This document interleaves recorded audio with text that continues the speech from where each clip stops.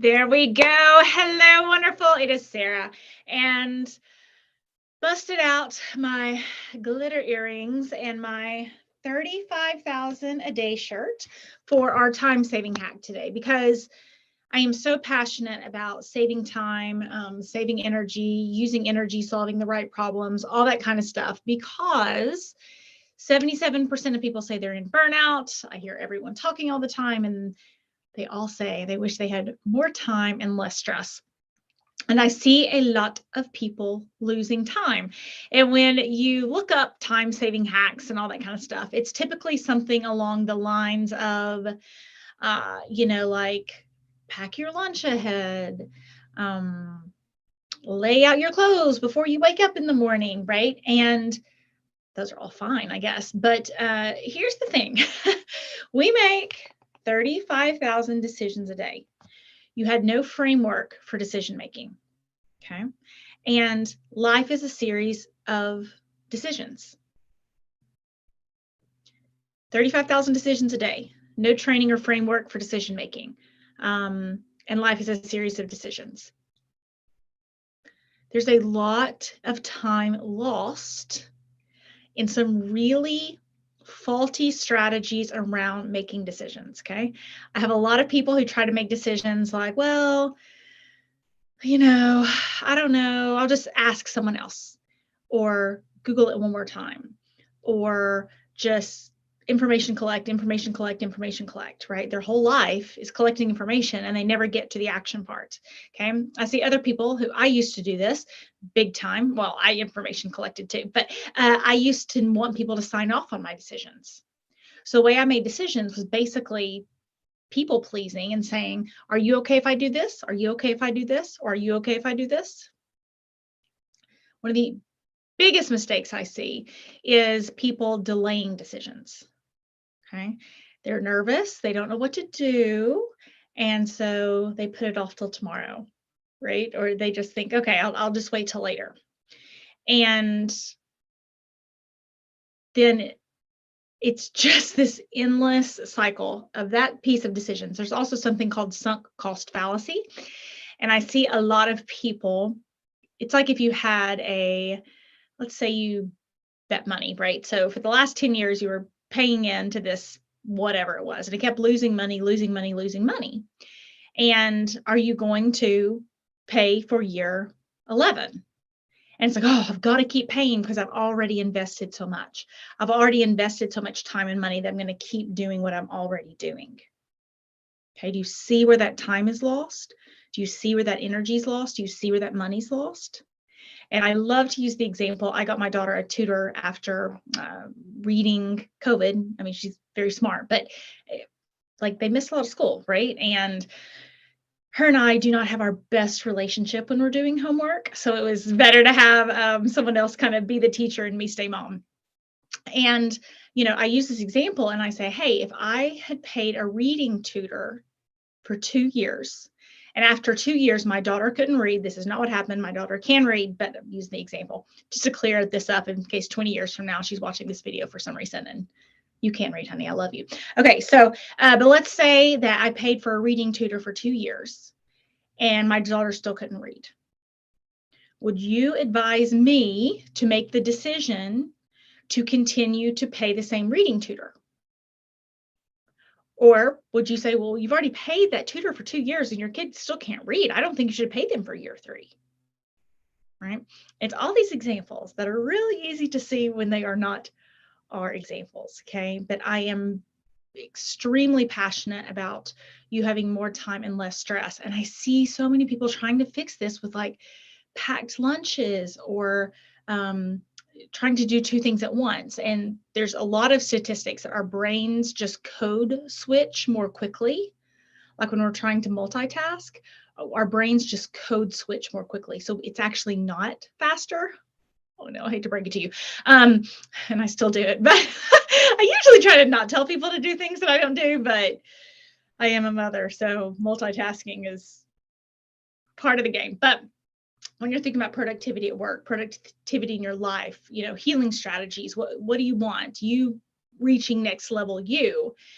that multitasking is actually you just switching back and forth really quickly. Your brain is not doing two things at once. Okay. So then you're more tired. And then you feel like you have less time and you're more stressed, right?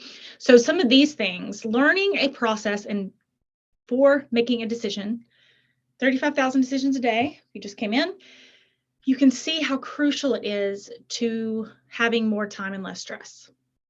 Okay, which is what I talk about in Problem Solved: Simple Habits for Complex Decisions, my new book, which is one of the reasons I'm doing this thing, is to kind of talk about some of the concepts from the book. When I wrote my first book, Becoming Toxic Person Proof, it was so different because the people who were reading my book were pretty clear that there was like something wrong in their life. There had been a family member or partner or coworker or somebody who had done them wrong or hurt them somehow. And so there wasn't this back and forth of like, do I need to, become toxic person proof? It was kind of like, yeah, they already knew they needed it.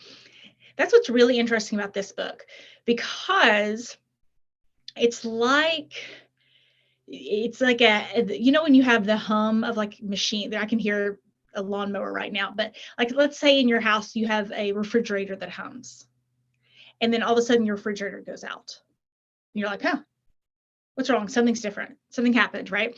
But you don't think about your refrigerator humming. It's just the electricity, it's the sound, it's just become your normal. And so there's that endless hum in your house that it's never quite still or quiet, but you don't notice until the refrigerator gets unplugged. Okay. And that's what I feel like this process for decision making. It is so normal to agonize over a decision, to overthink, to think about sunk cost fallacy, to not be able to give yourself permission to make a decision, to focus on what decisions other people should be making instead of the decisions we should be making. Like, it's so common knowledge. And when I see this in the world, when you start to see this in the world, it's like some people have black hair, some people have brown hair, some people have blonde hair. Like, that is just like red hair. Sorry. Don't want to forget about my red hair friends. That's just so normal. Like, yeah, people have black hair, blonde hair, red hair. What I forget? White hair, gray hair. Okay, whatever. It's just normal. And when you start to see this process, you go, oh yeah, they are problem stacking. Okay, they're not making a decision because every time it's time to make a decision, they find a new problem. Or that person's not making a decision because they have butt mouth. And every time you come up with a solution, they say, but, right? And probably you're not thinking about this at all. Like, you're not thinking about the hum of the refrigerator. But then when the refrigerator comes unplugged and you're like, oh, it's so peaceful without that buzz, or it's so peaceful without that ding, or it's so peaceful without that, that situation in my life that I didn't even notice. But as soon as something changed, it was like, it was this feeling of relief. It was this feeling of a plan. It's this feeling of confidence, this feeling of my only commitment is for people to relentlessly commit and trust themselves in getting the outcomes they want. I see a lot of people who really trust themselves and they're not getting the outcomes they want, right? And it's like, okay, how's that plan working for you?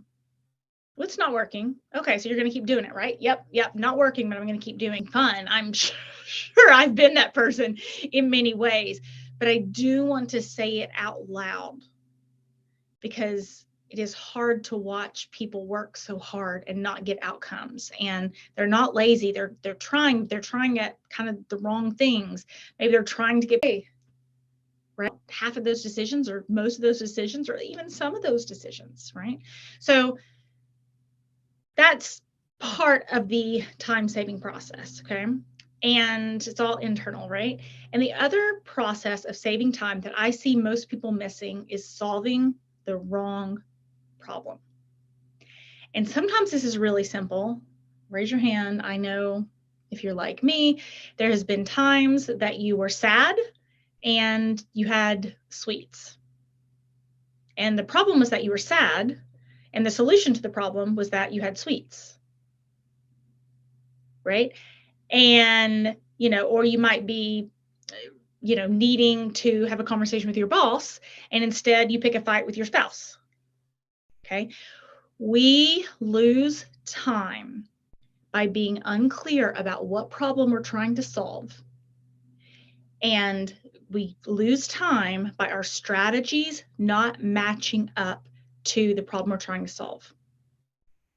Let's look at, you've seen the show Billions. They're all these billionaires, they were fighting over these things. And one billionaire did another billionaire wrong. And so the whole series of the show is about them like trying to get revenge on each other. And like, I'm going to do this to him, and I'm going to do this to him. And it actually cost them both money, right? It was very ego driven. They were angry at each other. So if I asked, what problem are you trying to solve? They would probably say, oh, I'm trying to build the best life I can. I'm trying to make money. I'm trying to grow my business. But their actions in their life showed that they were trying to get revenge. And they ended up making bad business decisions that cost them loads of money because they weren't clear about what problem they were trying to solve.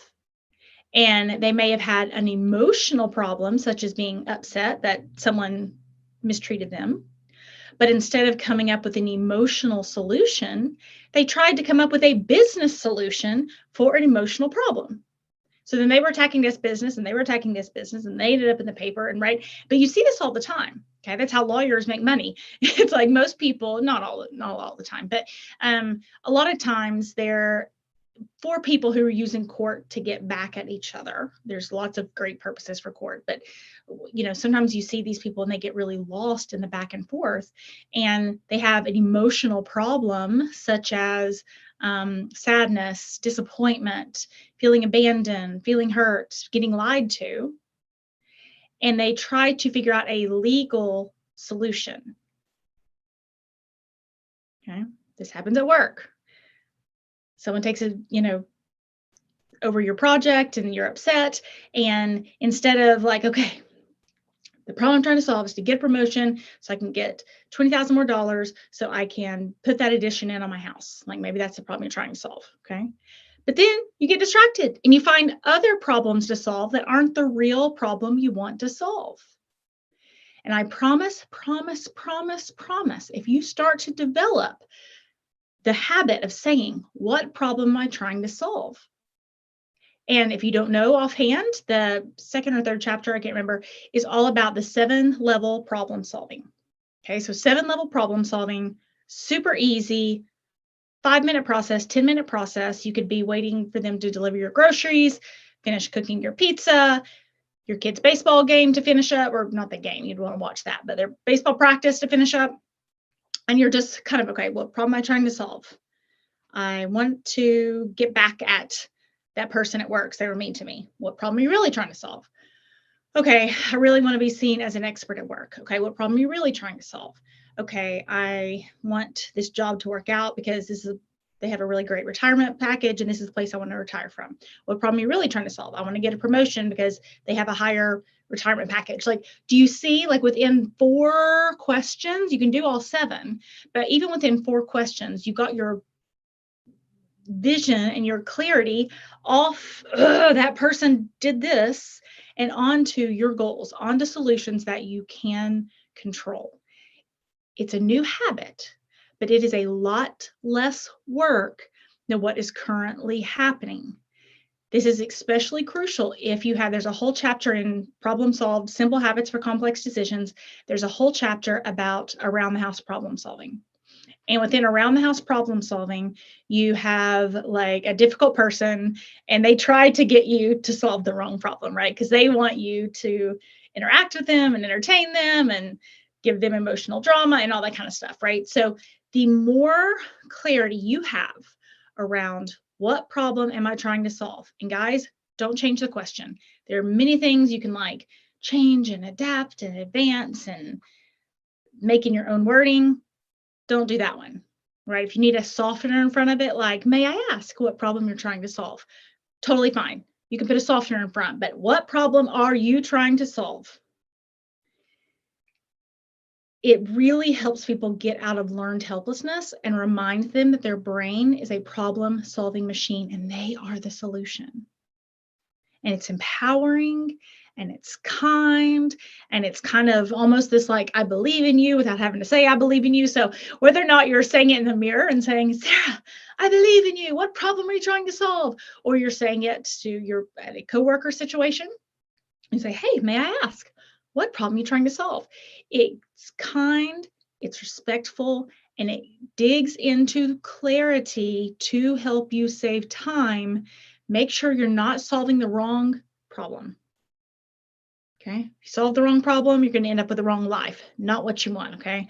So I hope this helped. There's so many time saving hacks throughout the book. I mean, I'll have to do another training on it. And the book could be a time management book, even though it's on decision making and problem solving. But when you make, I'm going to be annoying about this, but I love my shirts, right? I'm going to do a little thing and see which one people's favorite shirts are.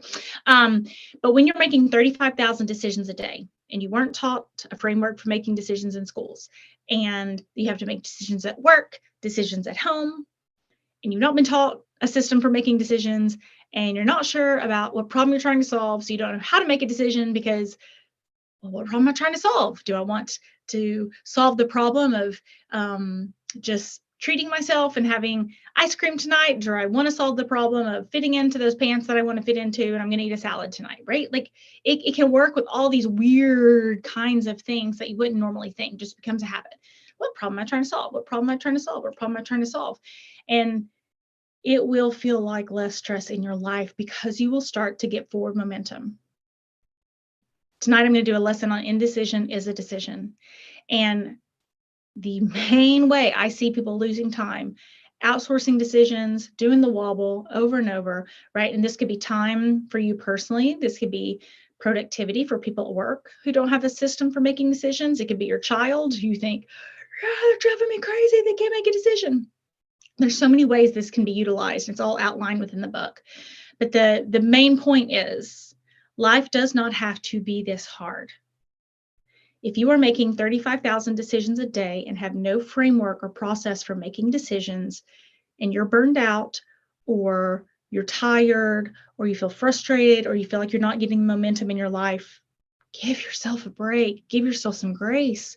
We just weren't taught this stuff. And I have learned this through the School of Hard Knocks and just watching mainly people's when I ask what they want and then I ask what they're doing to get what they want are so misaligned. And we just can't see. We're all goldfish swimming in our own bowl, right? And so we're just like in the water swimming, and there's this huge, amazing lake or ocean or whatever, goldfish pond, goldfish swim in ponds. But there could be this beautiful, amazing pond right there. But a goldfish is like, oh, I've been in my water for a while. My water's kind of normal.